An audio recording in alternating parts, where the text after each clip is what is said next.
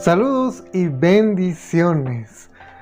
Mi nombre es Josué Iván Salas Flores y pertenezco a la iglesia Visión de Restauración Llevando Vida.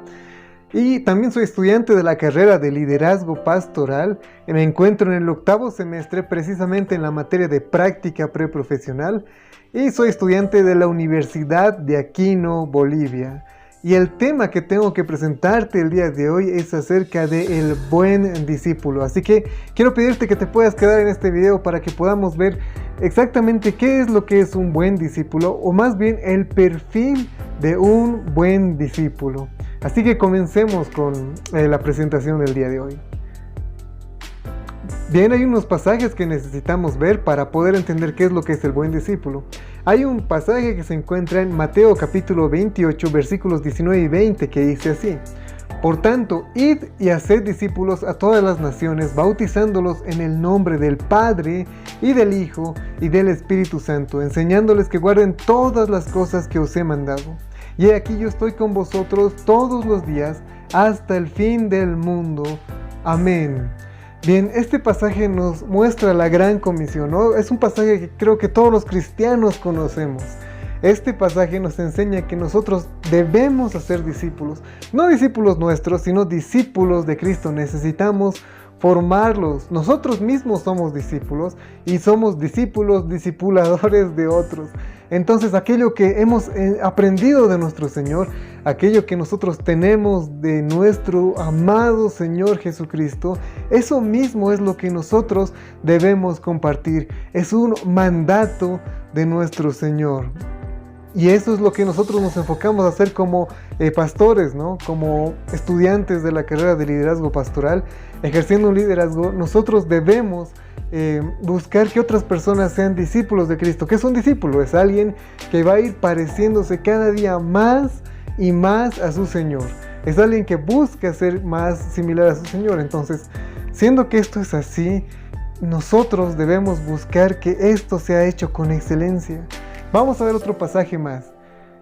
Este pasaje se encuentra en 1 de Timoteo capítulo 3, versículo 2, y habla acerca del obispo, hablando acerca de los pastores. Dice: pero es necesario que el obispo sea irreprensible, marido de una sola mujer, sobrio, prudente, decoroso, hospedador, y por último aquí dice, apto para enseñar. Bien, una de las cualidades que tiene el obispo, además que engloba el ser irreprensible, es ser apto para enseñar. El pastor es necesariamente también un maestro, por tanto es un educador también. El pastor siempre va a tener que tener políticas de calidad para excelencia en el aprendizaje, para mejorar permanentemente su enseñanza hacia su congregación, para mejorar su enseñanza hacia los discípulos que él mismo está preparando. Debe ser un ministerio que sea hecho eficazmente, eficientemente, y además debe ser efectivo.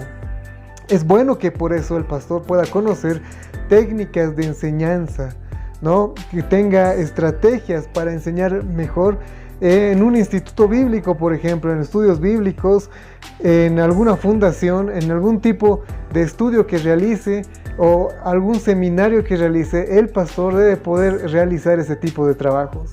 Vamos a continuar con la siguiente diapositiva. Bien, como podemos ver, ahora vamos a ver 3 áreas en las que el discípulo debe ser formado bíblicamente. Si nosotros queremos formar discípulos, existen 3 áreas que considero que son de suma importancia y que son generales, que engloban la totalidad de la persona para que sean discípulos de excelencia y además crezcan bíblicamente. Vamos a ver aquí un triangulito, que es una pequeña gráfica, que nos muestra qué es lo que nosotros debemos hacer o qué es lo que nosotros debemos lograr. Y existen esas 3 áreas. La primera es lo que debe conocer el discípulo, lo que debe hacer y lo que debe sentir. Estas 3 áreas deben ser desarrolladas de manera integral en cada discípulo de Cristo. Y esto es lo que nos vamos a enfocar a estudiar el día de hoy. Ahora veamos esas 3 áreas. La primera es lo que conoce, y vamos a ver un pasaje que se encuentra en Juan 17:17. Dice así la palabra del Señor: santifícalos en tu verdad, tu palabra es verdad. Este pasaje nos enseña que el discípulo de Cristo hay algo que debe conocer y es la verdad de Cristo. En otras palabras, o en palabras técnicas, esto se le conoce como la ortodoxia, que es la forma de pensar de manera correcta. Nosotros, como discípulos de Cristo, y cuando formamos discípulos, debemos buscar que esta persona tenga la creencia correcta, lo que está en su mente. Eso debe ser lo correcto, lo que está en la palabra de Dios. Es decir, como les he dicho, la creencia correcta. Eso es lo que el discípulo debe conocer acerca de, por ejemplo, la Biblia como la palabra de Dios. ¿Esta persona tiene a la Biblia como palabra de Dios? Si es un discípulo de Cristo, debe tener a su palabra en una alta estima. Debe buscarla, estudiarla y conocer todo lo que diga de esta. Y lo que ésta hable acerca de temas como Dios mismo, ¿no? Su esencia, su persona, su obra, su naturaleza. Si es un discípulo de Cristo, no va a ser una persona que sea polígama, por ejemplo. No va a ser politeísta tampoco, porque Dios es solo uno. Va a creer solo en un único y verdadero Dios. Va a creer en la obra que ha hecho, en el poder que tiene, en su presencia y en su esencia. Esta persona va a conocer a Dios de esa forma. Para formar discípulos de Cristo, entonces, necesitamos tener un conocimiento en estas áreas. También de Cristo, ¿no? Debe conocer su humanidad y divinidad. ¿Realmente esta persona cree que Cristo es verdadero Dios y verdadero hombre? Su obra expiatoria. Cristo ha muerto por nuestros pecados y además debe conocer su ejemplo de vida. Estas cosas son las que debe conocer, pero no debe conocerlas de libros de segunda mano, sino de la propia palabra de Dios, que debe estar formándolo en el centro de su corazón. Otra doctrina que es importante que el nuevo creyente sepa, el discípulo de Cristo sepa, básicamente es el pecado y la salvación. ¿Y cómo es que esto ocurre y por qué? ¿Por qué la Biblia dice que todos somos pecadores delante de Dios? ¿Qué es lo que la Biblia dice acerca del pecado? ¿Por qué el pecado está mal delante de Dios? Eso es lo que necesita saber un discípulo de Cristo. Y la salvación, ¿cómo se obtiene la salvación? Nosotros sabemos que la salvación es por medio de la fe, por el arrepentimiento y por gracia. Entonces, esto es lo que el discípulo de Cristo debe conocer. Y podemos usar muchos ejemplos más, ¿no? De creencias que el discípulo debería conocer, pero todas estas deberían ser doctrinas bíblicas, que sean respaldadas bíblicamente. Por eso se le dice ortodoxia, es la manera correcta de pensar. Bien, entonces, esto es lo que podemos decir acerca de la mente. El discípulo debe estar entrenado en su mente, pero hay un área más en la que debemos ver, hay dos áreas más en las que debemos ver. Una es lo que hace, y de eso nos habla Santiago, capítulo 2, versículo 19. Dice así la palabra del Señor. Santiago, capítulo 2, versículo 19. Dice: ¿tú crees que Dios es uno? Bien haces. También los demonios creen y tiemblan.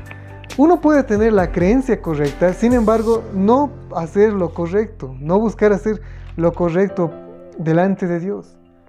Entonces, esta doctrina correcta debe llevarnos a la ortopraxis, que es la conducta o práctica correcta. Para el cristiano genuino no basta solo con creer ciertas doctrinas. El buen discípulo buscará la aplicación de las doctrinas correctas a su vida diaria.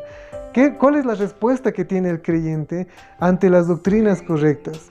¿Qué es lo que dice acerca de las doctrinas correctas el creyente? ¿Cómo va a reaccionar? ¿Qué es lo que va a hacer cuando esté en la calle con las personas normales? Bueno, es decir, que el discípulo de Cristo va a evangelizar. Por respuesta a lo que conoce del pecado, lo destructivo que es, entiende que Cristo es la única solución que tiene este mundo y por tanto el creyente lo que va a hacer es ir y compartir esta buena noticia a otras personas. Bien, el creyente cree que Dios es sumamente poderoso, además que Dios escucha sus oraciones, es un Dios personal que escucha sus oraciones por medio de Cristo. Entonces la respuesta natural va a ser que el creyente va a orar. Además, si el creyente reconoce que Dios es el creador del universo, que es sumamente grande, tiene gran poder y gran capacidad, que no existe nadie que sea más poderoso que Él, lo que va a hacer es que le va a rendir culto a Dios. Va a rendir culto a ese Dios. Además, como entiende la misericordia que ha tenido Cristo con él, lo que va a hacer es que va a ayudar a los pobres. Y por ende, entendiendo las normas que tiene Dios, él va a vivir de una manera moral ante Dios. Esto tal vez sea un poco difícil en un mundo postmoderno, ¿no? Donde la verdad es subjetiva, pero el discípulo de Cristo establece que la verdad es objetiva y la única verdad se la encuentra en Dios. Y esta verdad lo va a llevar a hacer este tipo de buenas obras. Es por eso que nosotros como creyentes debemos buscar estudiar la palabra de Dios, pero no solo conocerla nada más, sino ponerla en práctica en nuestro diario vivir. Vamos a hacer un punto más, que es lo que siente, lo que el creyente siente. Y esto lo vamos a ver en Romanos capítulo 11, versículos 33. El apóstol Pablo tiene una reacción natural ante lo que estaba viendo, ante lo que estaba describiendo de Dios. Dice así la palabra de Dios: oh profundidad de las riquezas, de la sabiduría y de la ciencia de Dios, cuán insondables son sus juicios e inescrutables sus caminos. ¿Notan cómo es que la reacción del apóstol Pablo al decir verdades tan grandes de la palabra de Dios, cómo es que su emoción salta? Es por eso que este punto es la ortopatía. Ortopatía es las emociones y son las emociones y los sentimientos correctos. ¿Cómo es que nosotros nos sentimos y cómo es que reaccionamos nosotros? ¿Cómo están nuestras emociones ante la verdad de Cristo? Entonces nosotros como creyentes tenemos que tener nuestros sentimientos más profundos al servicio de Dios. Cada sentimiento debe estar al servicio de Dios. La parte más profunda, piénsenlo. Dios, por medio de su Hijo Jesucristo, nos ha salvado del pecado, nos ha redimido. Entonces, nuestra reacción debería ser de gozo ante esta buena noticia. Además, no podemos dejar nuestras emociones de lado al conocer una nueva vida en Cristo. Muchas veces nosotros nos centramos solo en las dos primeras, ¿no? Y creemos que nuestros sentimientos y nuestras emociones son neutrales y que realmente no importan en nuestra vida diaria como discípulos de Cristo. Lo real, lo verdadero es que sí importan. ¿Cómo tú reaccionas cuando escuchas una canción que es feliz? Naturalmente te pones feliz, ¿no? En tus cumpleaños, en el momento en el que ves a alguien a quien amas, la respuesta natural es alegría. Entonces, ¿tú cómo reaccionas al saber que Cristo te ha redimido de tus pecados? Tiene que ver con tus sentimientos, tiene que impactar tus sentimientos y tus emociones. Nuestro amor, nuestra alegría, nuestro gozo y consuelo deben ser producidas en respuesta a conocer a nuestro Señor, en conocer a las grandes verdades que tiene para nosotros. Y nuestras tristezas deben ser eliminadas por medio del Evangelio.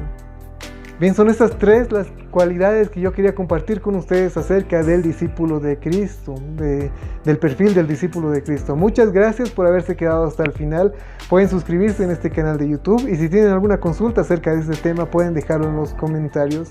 Muchas gracias y bendiciones. Hasta la próxima.